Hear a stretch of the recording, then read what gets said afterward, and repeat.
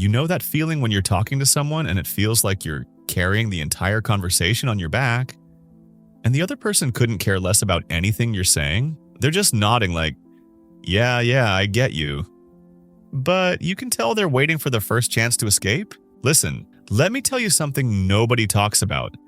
Most people think they know how to communicate, but in reality, they ruin almost every conversation they enter because of a bunch of really simple mistakes. And me? I used to be one of them. I'd walk into any room feeling tense and leave feeling like I didn't even exist, like no one cared about anything I said. But here's the thing. Communication isn't what you think it is. It's not about being funny, having interesting stories, or knowing what to say. Those things help. However, they're not the foundation. Today, I'm going to show you the exact framework that transformed me from someone people avoided at parties to someone they actively seek out. By the end of this video, you'll understand the one technique that makes people feel like you're the best conversation they've had all week. I'm saving that for the very end because it ties everything together. Let's start with the biggest mistake. When someone talks to you, where is your attention? Most people think they're listening, but they're not. They're planning their next sentence. They're worried about how they look. They're thinking about whether they sound smart. Your brain is screaming, what do I say next? What do I say next? This is why your conversations feel like work. You're not actually there. You're in your head, rehearsing lines like an actor. The other person feels this. They might not know what's wrong, but they feel it. Therefore, they shut down. They give shorter answers. They look for an exit. Wait, let me prove this to you. Think about the last time someone made you feel truly heard. Not just nodded at. Actually heard. How rare was that? How good did it feel? That person probably wasn't doing anything fancy. They were just completely present with you.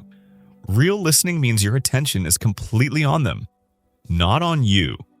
Not on your response. On them. What are they actually saying? What emotion is behind their words? When someone mentions they went somewhere, they're not just stating a fact. They're offering you a door. Walk through it. I'll never forget this moment at a friend's birthday party. Someone asked me about my week. I said, "Oh, pretty good. Just working." They smiled and walked away. 10 seconds. That's how long I kept their attention. 10 seconds. I watched them go talk to someone else and laugh for 20 minutes straight. I stood there holding my drink, feeling invisible. That's when it hit me. I wasn't boring. I just communicated like I was. However, listening alone isn't enough. Your body can betray you. I'd learned this the hard way. I'd be genuinely interested in what someone said, but I'd stand there like a statue, arms crossed, face blank. The other person would trail off mid-sentence because my body language screamed, "I don't care." Your nonverbal communication is the proof that you're listening. Nod when they make a point. Lean in slightly when they share something personal, make eye contact, but don't stare like a serial killer. React with your face. If they're excited, smile. If they're upset, show concern. Mirror their emotional energy. This isn't manipulation, it's showing respect. It's saying, I'm here with you in this moment. People open up to those who make them feel safe. Your body language creates that safety. Now let's talk about when it's your turn to speak. This is where most people completely fall apart. Someone asks how your weekend was. You say, good. Went to the beach. Conversation dies. You just threw a brick wall in front of them. Stories are the currency of human connection. Not facts. Stories. If you can't tell a story, people will forget you exist. I'm serious.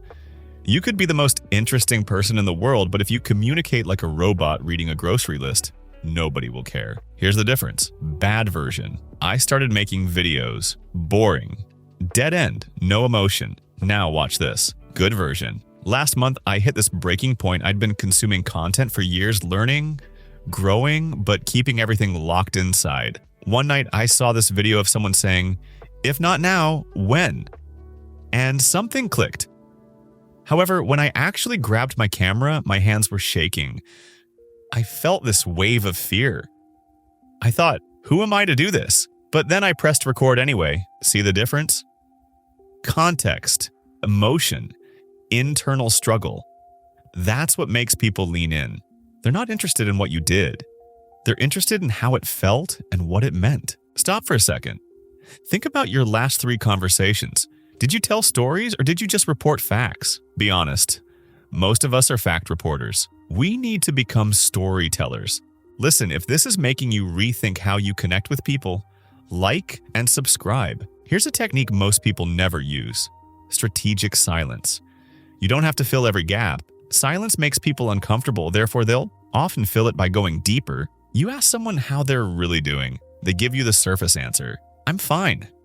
Instead of moving on, you just wait. 3 seconds of silence, they'll often continue: "Actually, things have been kind of rough lately." Silence also gives weight to your words.